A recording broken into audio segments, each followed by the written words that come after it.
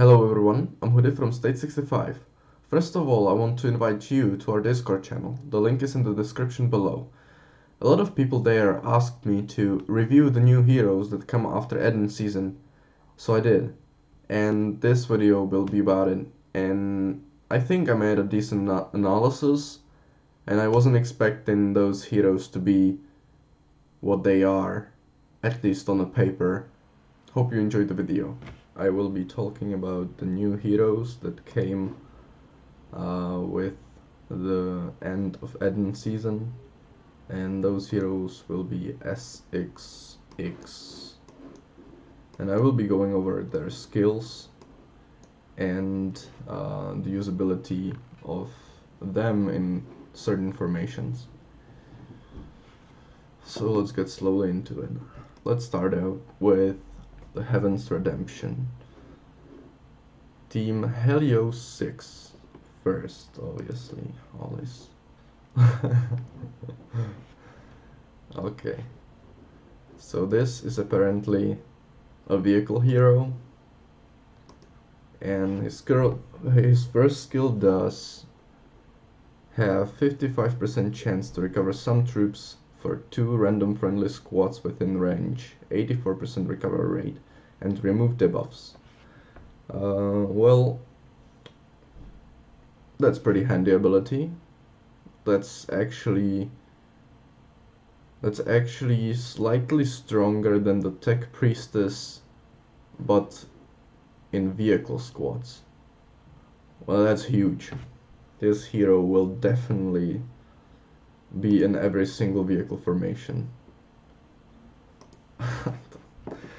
So that another skill has range 4 and targets 2 random enemy squads, and has 40% chance to silence 2 random enemy squads within range and deal minus 20% lesser damage for 2 rounds. So the English kinda sucks here, I guess, but I believe they will be dealing 20% less damage, so that's handy. Not so much, but decent. And last skill has effective range 2 and hits all friendly squads, and they have 30% chance to make all friendly squads have 60% chance of entering evasion status when taking damage the next 3 damages, and increase 47% might and resistance for 2 rounds. So the English is really terrible. So basically this hero will have 30% chance to make every single one has 60% chance of entering evasion, which will prevent all the damage, but that's just in theory, because the Wanderer already has evasion for 3 attacks and they don't work. Actually, the Wanderer as a hero is now unusable because of a bug that will prevent evade from happening.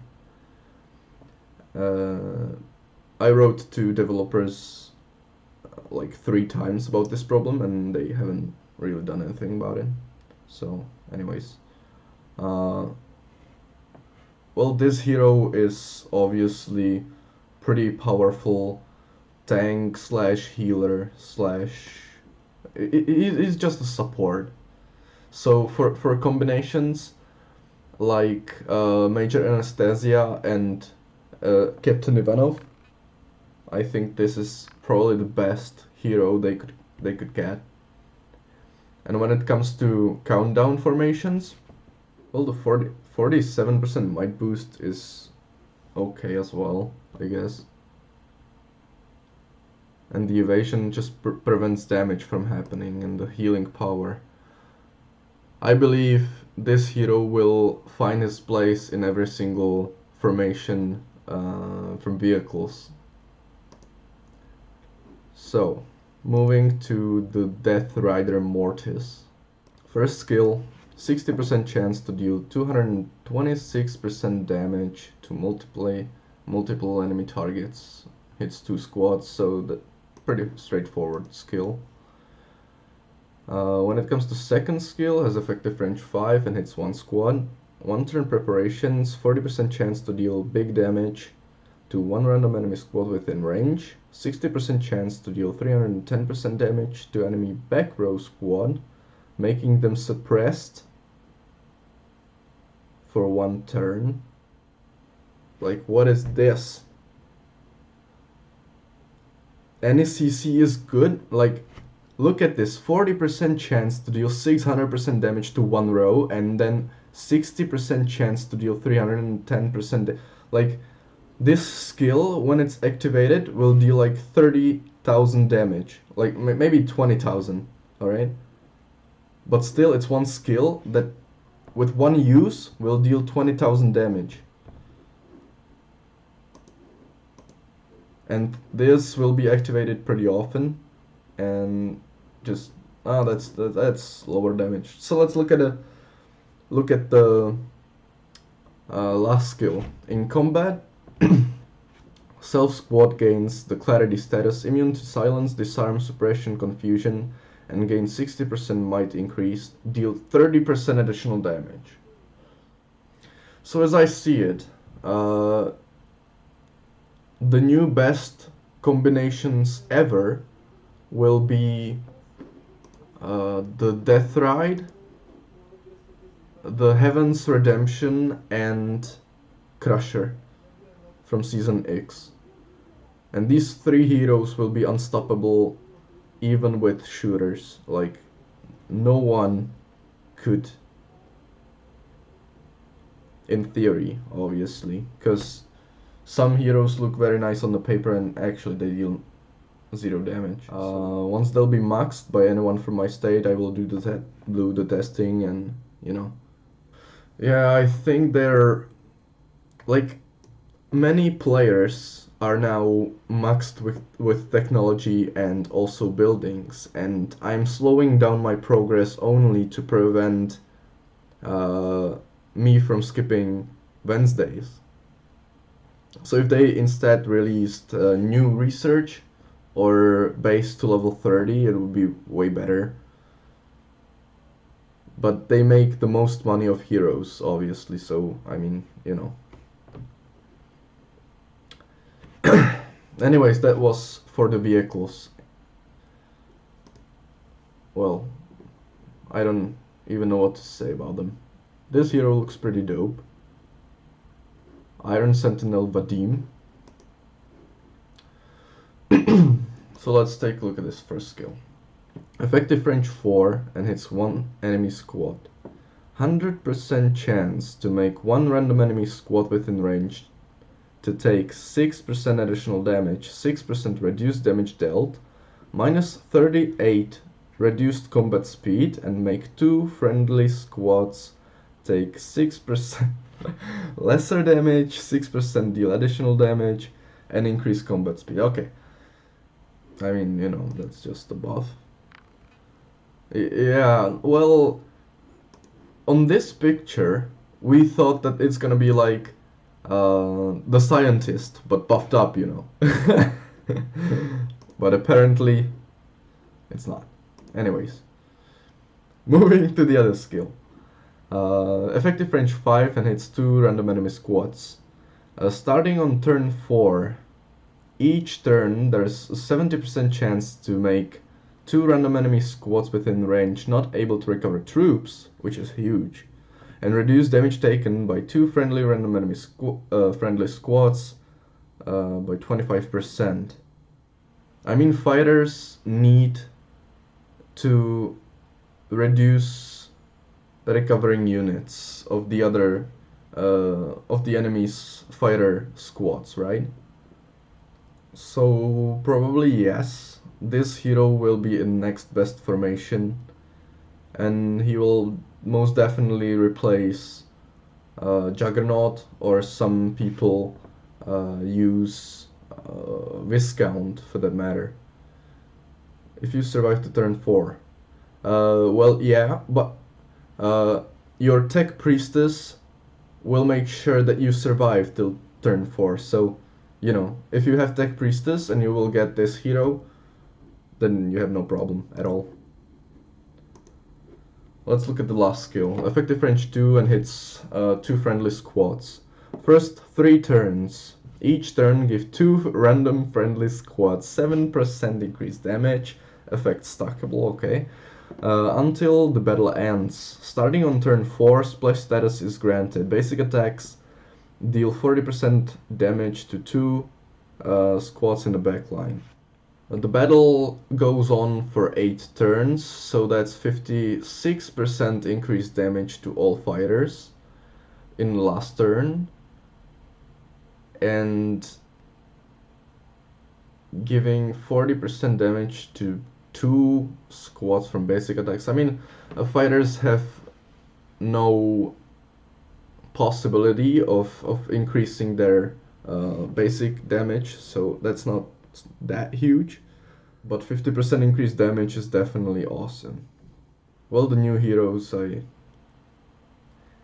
don't even know if they'll be obtainable the usual way. Like, there's X, right? This could change, and they could even remove these heroes in theory. But why would they do so, right? So the last hero, the Betrayed. His first skill, effective range 4, hits 2 random enemy squads within range. He leads shooters, and he has 30% chance to deal epic damage to 2 random enemy squads within range and provide 40% additional might for self and back row squad on the next 2 attacks for 2 turns.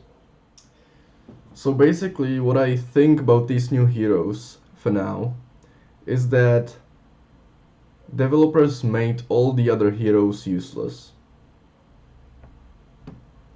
I mean, not useless, but if you combine this particular hero, even if the only skill he has is this one, then in combination with Hummingbird,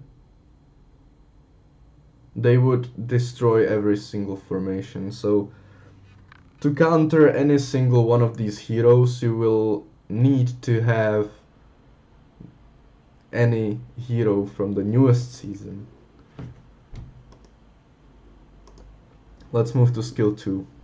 Effective range 4 and hits 1 random enemy squad within effective range. 35% chance to deal 400% damage to 1 enemy squad. And before the back row squad's next action, deal 400.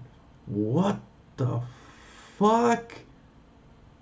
So basically this is 35% chance to deal 800% damage. Okay, so that's another huge damage. Well, during combat, the self squad has a chance to obtain one of the following bonuses. Restore some troops, 100% recovery rate, 100% might resistance, 60% might resistance, tactical might and tactical resistance, or damage taken decreased by 40%.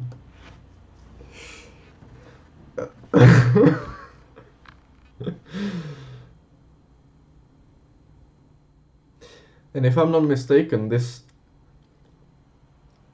will be chosen when the combat starts. So you will get one of these bonuses for the whole battle, and they won't be changing during the battle. So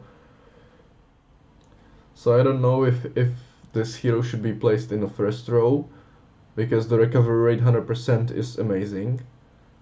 On the other hand, if he was supposed to get the might and resistance boost, other shooter heroes could be better in the first row. So